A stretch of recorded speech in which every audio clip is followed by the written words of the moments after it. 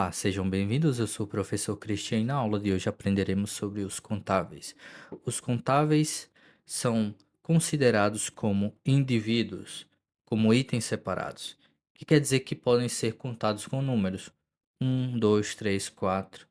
No exemplo, temos glass, que seria o copo, conversation, conversação ou conversa.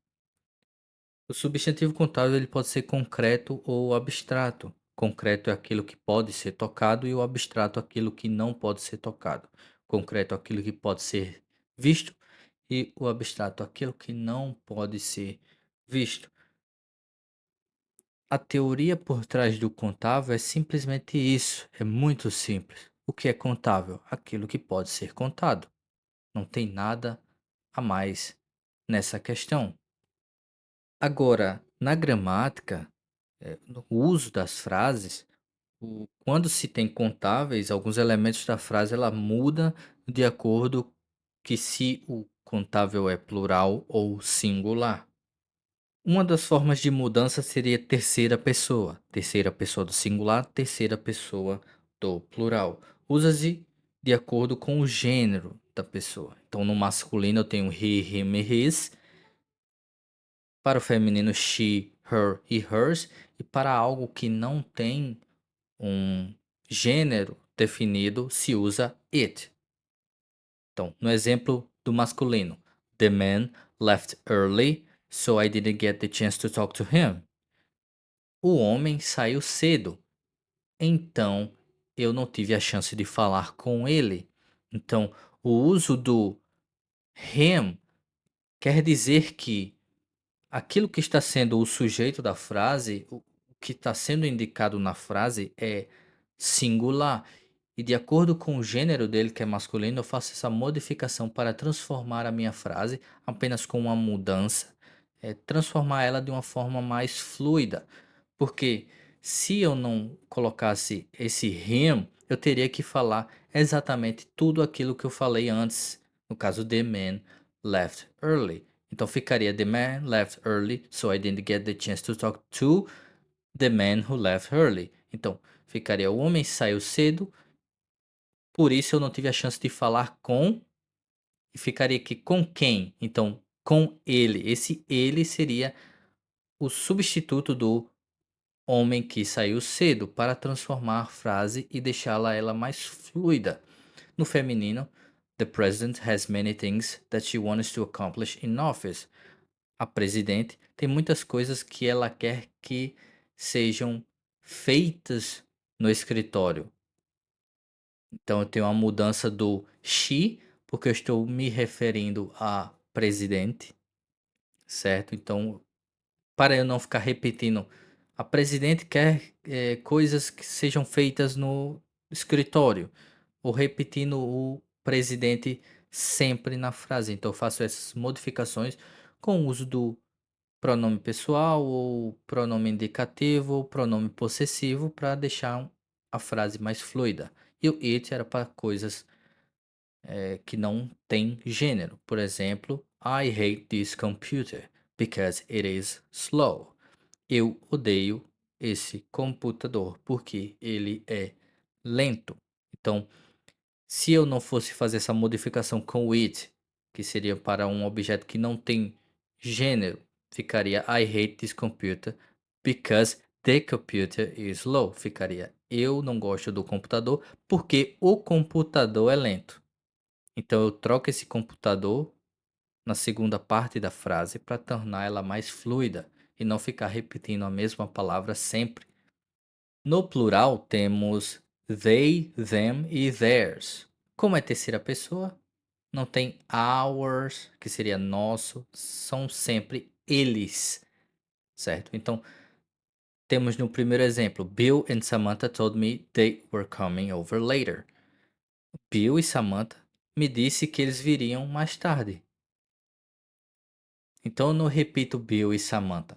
Eu não falo Bill e Samantha me falou que Bill e Samantha virá depois, ou virá mais tarde. Então, eu tenho essa troca de Bill e Samantha para they na segunda parte da frase para deixar fluido e não ter a repetição dos nomes do sujeito da frase. E para coisas que não são definidas, eu uso o they. You shouldn't judge someone until you know what they really are. Você não deve julgar alguém. Someone é alguém. Eu não tenho um gênero. Alguém pode ser feminino ou masculino. Até você saber quem realmente eles são, certo? Então eu faço a mudança do someone to they, do someone para o they, para não ficar repetitivo na frase. Outra forma de fazer modificações dentro da frase para em relação a algo que seja contável é a conjugação verbal, seria o subject verb agreement, seria o acordo entre o sujeito e o verbo. Então, o verbo será conjugado de acordo com o sujeito. My brother, eu estou falando he, que seria ele, então terceira pessoa do singular. My brother is tall. Meu irmão é alto. Eu não falaria my brother are, porque are é o verbo to be conjugado para a terceira pessoa do singular. Então é is.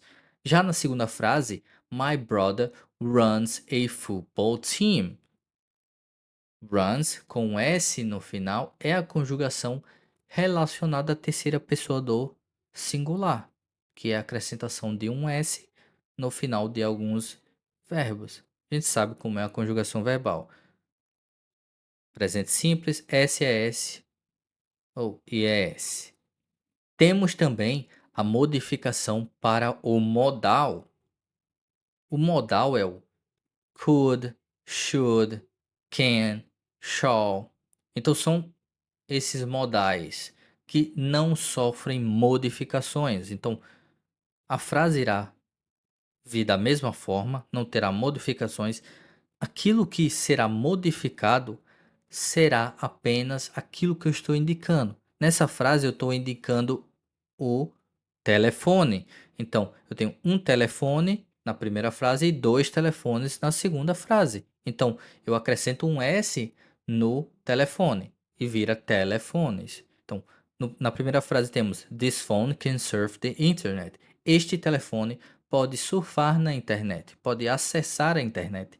E na segunda frase tem um these, que seria o pronome indicativo para coisas que estão perto, ou então these phones, que é o plural em si, com o phone no plural com o S no final e o resto da frase sem nenhuma modificação. These phone should surf the internet. Esses telefones devem acessar a internet. Sabendo da terceira pessoa do singular e do plural e a questão do sujeito e verbo, temos algumas coisas que são ditadas como contáveis e incontáveis. Sentimentos, eles podem, alguns sentimentos, não todos, eles podem ser ditados como contáveis e não contáveis. Um exemplo é o amor. Amor pode ser contável e incontável, no caso, não contáveis, de acordo com a frase. Na primeira frase eu tenho ele como não contável porque ele está procurando apenas uma coisa. A frase é He is just looking for love. Ele apenas está procurando por amor. Já na segunda frase eu tenho I have two loves. Então eu tenho two, que é o número 2, loves, que é o love no plural com S no final. In my life, my wife and my kids. Eu tenho dois amores na minha vida, minha esposa e minhas crianças. Então, love, que é uma emoção, ela pode ser ditada como contável e não contável. O que vai modificar, o que vai identificar que é contável ou não contável é o conteúdo da frase. Como você vai aprender isso, sendo que a teoria é apenas coisas que podem ser contadas, formando frases e treinando? É o típico assunto em que a teoria é extremamente rápida, em 1 minuto, 2 minutos você aprende, porém, para conseguir usá-la, você vai ter que simplesmente usá-la. E a nossa aula de contáveis acaba por aqui. Espero que vocês tenham gostado. Te vejo no próximo vídeo e fui.